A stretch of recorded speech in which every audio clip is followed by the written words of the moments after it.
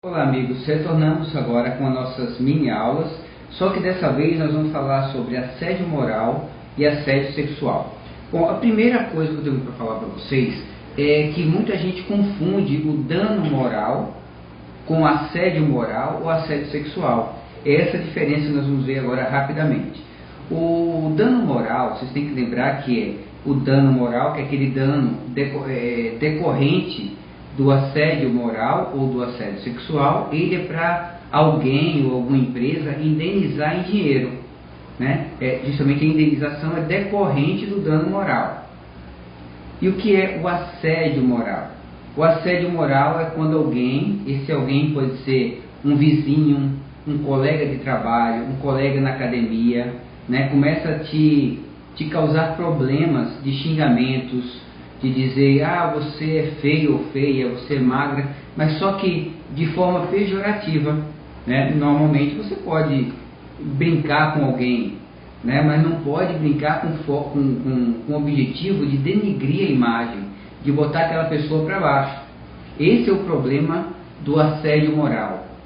Agora, o assédio sexual é quando isso acontece principalmente no ramo do trabalho, né? Principalmente no ramo do trabalho, quando o colega de trabalho, não é só o chefe, quando o colega de trabalho ou o chefe, ou o diretor, o dono da empresa, começa a fazer convites com cunho moral, com cunho sexual, com aquela intenção de convidar a menina para ir para um motel, digamos assim, ou então começando a pegar muito na pessoa, né? Às vezes a gente vê, tem chefes ou colegas de trabalho que começam toda hora a pegar na cintura, abraçar, dar beijos, mas só que de um formato indesejável, né? Não é aquele beijo carinhoso ou aquele abraço ou aquelas palavras carinhosas que pessoas carinhosas fazem.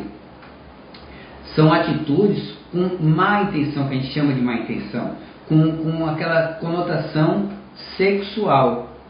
Então, se o chefe fizer uma proposta de, olha, você só vai receber uma promoção se você sair comigo, se você sair para jantar, que a gente já sabe que essa conversinha besta aí de sair para jantar significa que quer sair para um motel, transar com a pessoa, né? Veja que hoje em dia isso pode acontecer tanto com o homem quanto para a mulher também, né? Existem mulheres chefes, que eu já vi casos de mulheres chefes que assediavam o rapaz que trabalhava lá com ela como subordinado.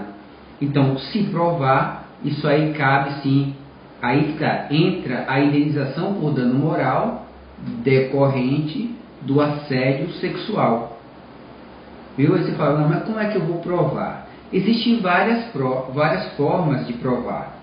O que você tem que já ir articulando é gravação, alguma forma de gravar, ou testemunha. Às vezes é difícil testemunha dentro da empresa, mas pelo menos uma gravação.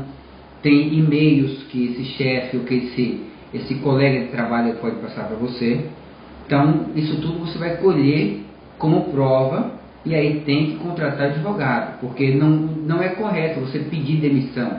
Não, está sendo pressionado. Então, o chefe começa a te pressionar para você pedir demissão. A gente sabe que quem pede demissão de uma empresa perde muita coisa, né? Que nós vamos inclusive falar em outras ocasiões. Perde muitos direitos. Não perde todos, mas perde muitos direitos. Então, já aconteceu vários casos em que o chefe começa a transferir a pessoa para departamentos que não tem nada a ver com o trabalho dela, ou pode colocar ela para botar ela limpar o chão, por exemplo. Uma secretária limpar o chão, você vê que não tem muito sentido. Então, essas coisas que não tem sentido e tem só o objetivo de abaixar com a autoestima da pessoa, denegrir a pessoa, né, a própria moral da pessoa, então isso aí gera o assédio moral e, consequência, o dano moral.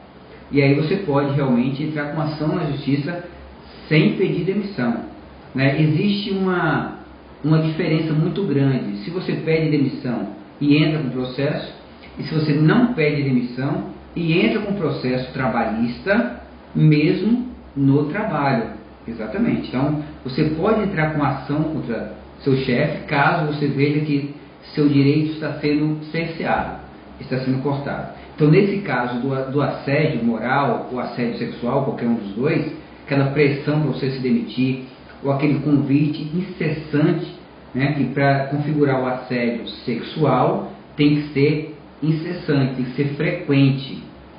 Tem que ser frequente, claro, e a pessoa nunca ceda, né? Um dia a mulher, não, tá bom, eu vou espontaneamente, sem nenhuma pressão, então ali não é assédio, foi consentimento. Não é? Assédio é quando não há consentimento e há constância, toda semana, dia sim, dia não, causa aquele transtorno, aquele trauma.